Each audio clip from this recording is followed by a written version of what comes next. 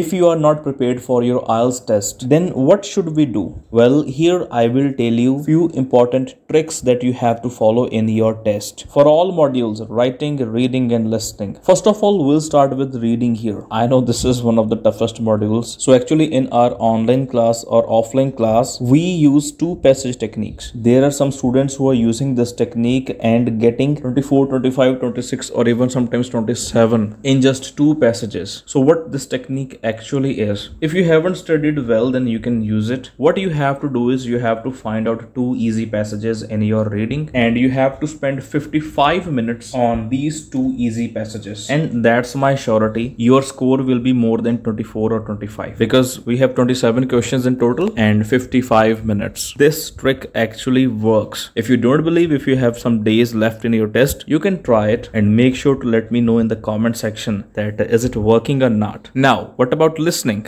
Instructions for both reading and listening are must. Whenever you are starting your listening or reading, make sure to read the instructions because there you will come to know about the total number of words. For example, it is written in the instructions, you have to write two words and or a number and /r. So here you get confused. It has two meanings. First is two words and a number. Second is two words or a number. If the answer is 48 Avenue Street, then it is correct. It doesn't mean it is two words or a number. It means two words and a number. Now, what about writing? Try to attempt task 2 first, but before that, spend 5 minutes on your task 2. Just read the statement 2 to 3 times. There you will come to know about the appropriate meaning because sometimes in first attempt we cannot understand what is written. Right after reading, just think about the thesis statement and format that you have to use in your task 2. Now, what about ideas? Just don't go straight. First of all, try to write those ideas above your sheet in short form so that you do not need to recall again and again. And it would be great if you're writing short form of complex structures above the sheet. That means margin के ऊपर या फिर side में आप short form में complex structures and ideas लिख लो ताकि बार बार सोचना न पड़े, आप उसी से देखकर अपना टास्क स्टार्ट कर दें क्योंकि आपके पास ऑलरेडी एक स्क्रिप्ट बन जाती है. So these were some tricks. I hope these will be beneficial for you and I know these will be beneficial. All the best everyone. Thank you so much for watching. Keep loving, keep supporting.